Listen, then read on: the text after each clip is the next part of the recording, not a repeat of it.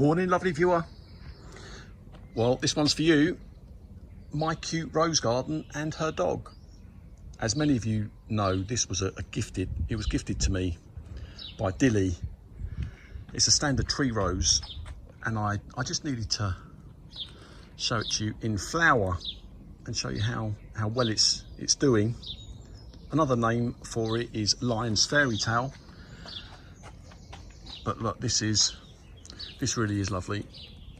And as many of you know, we had a lot of rain the last few days and wind that has played havoc with my roses. But this one seems to have survived very well indeed. Look at that. And I want to show you the health of this rose. I have to say that I'm very happy with the manner in which I've fed my roses this year. Look at that health. A fortnightly feed with comfrey tea, and the alternate week of what's it called? I've got it there. Uncle Tom's rose tonic. I've got it there, in fact. I've gone down to half dosage, I have to say, but 1 week of Uncle Tom's rose tonic and 1 week of comfrey tea. Considering I went without feed last year, I went completely organic last year. This year I am seeing a big improvement, it has to be said, and that's something. I'm not sponsored or anything by anyone. I'm just giving you the results of what I'm seeing. Now, I have seen it said, oh, he sprays his roses. Comfrey tea is completely organic, and Uncle Tom's, it is environmentally friendly. It is completely environmentally friendly. It is completely harmless to insects and wildlife and human beings. So I thought I would just point that out.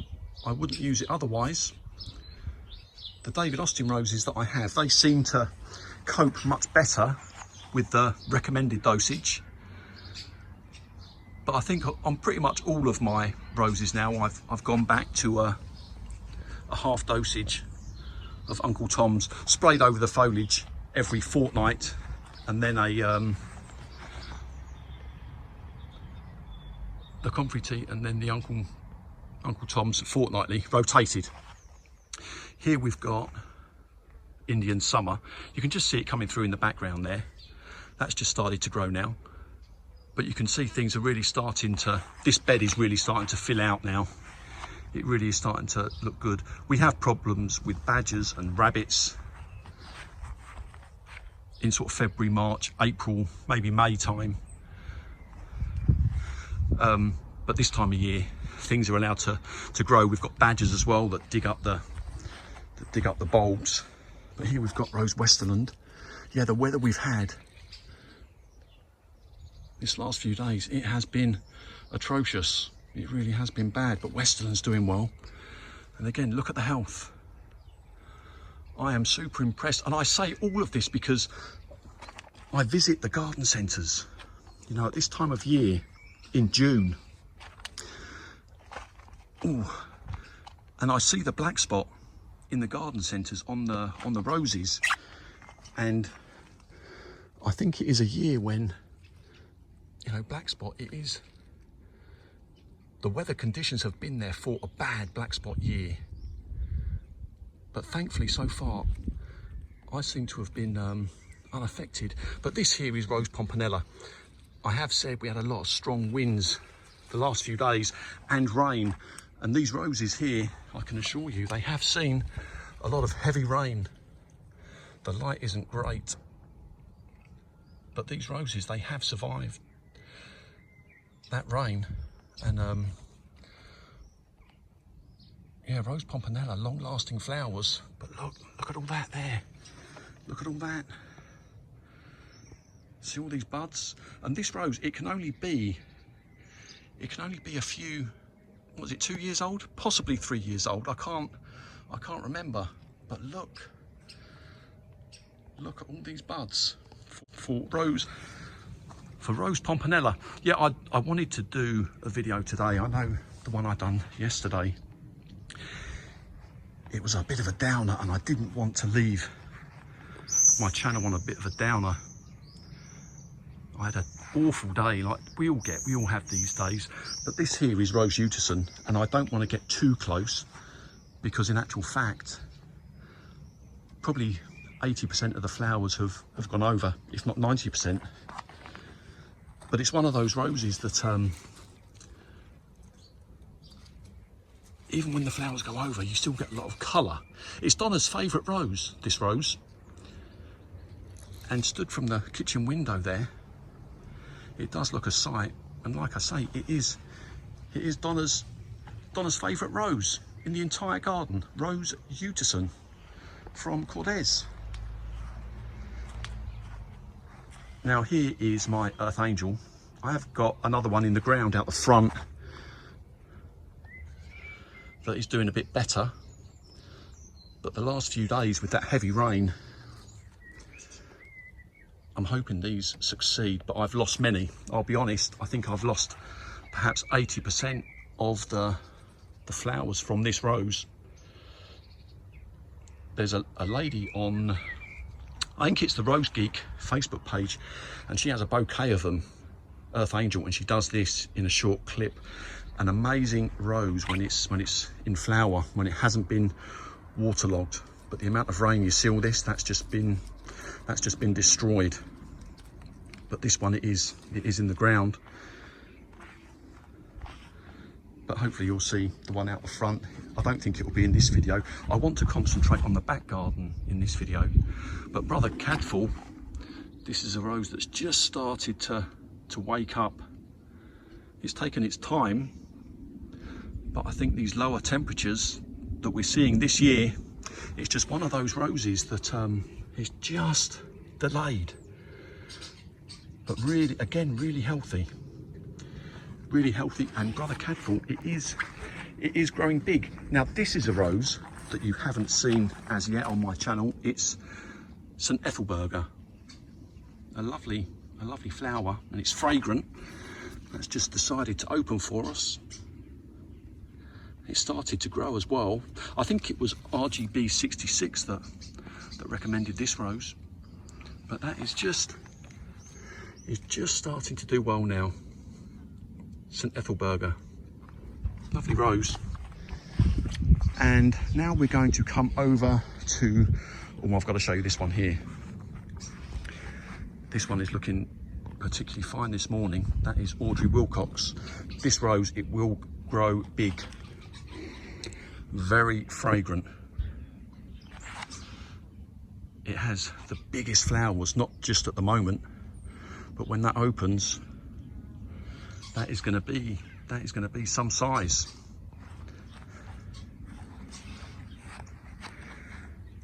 Spicy Parfumer. Now the winds we've had, I mean, that's just taken a hit as well, this one here. Yesterday I lost a major stem from Spicy Parfumer. It had about 12 or 13 buds on it, which for a hybrid tea, it was a blow. And that one looks like it needs to come off as well. But there's Spicy Parfumer. Beautiful and fragrant. But you can see it's budding up nicely. These ones have survived. How they've survived, I don't know. With the big rain that we've had. But there's more to come from Spicy Parfumer there. That one's now started to do well. And Desdemona. that's doing well. A lot have gone over, but you see there's still buds to come. Desdemona. And I wanted to show you this rose here, Summer Romance. It's got just one solitary flower on it. Summer Romance. But you can see I've had to defoliate it. I have had to defoliate it. Now, Summer Romance, it was a rose that I eased off on the rose spray because it took a bit of a reaction. And I've noticed that Summer Romance, you see how I've defoliated it? It did get black spot. Now, is that a coincidence? One of the few roses that I I didn't use the tonic on, has it developed black spot, which is something that I've never seen before, particularly in June from this particular rose. Summer Romance has always been very healthy. It's been very healthy for me up until now, so I don't know what all of that is about. In fact, you know what, we are going to go out the front. But first of all, I want to show you this. Now, small backyard fun, is it? Eric, he has some lovely peonies in his garden. Well, this is mine. You can see here it is potted. That's done particularly well as well this year. But this is the peony. But you see this here, Donna has tied it in, and it did actually break. You've got to be so careful when you support things, when you tie them in, because her doing that created that pinch point. There was no movement and it broke. You have to be very careful. I'm not a big fan of supporting plants. I have to say, I do support them, but at the same time, you have to be careful. Just the law of physics. You get a wind, thinner stem here, and it just breaks. So you have to be very careful when you do that. But we are going to go out the front garden. Now, Gav, he did want me to insert a photograph from his garden, one of his roses. I'll insert it here. He is very happy with it, and it does look gorgeous. I just need to close this gate. Hold on.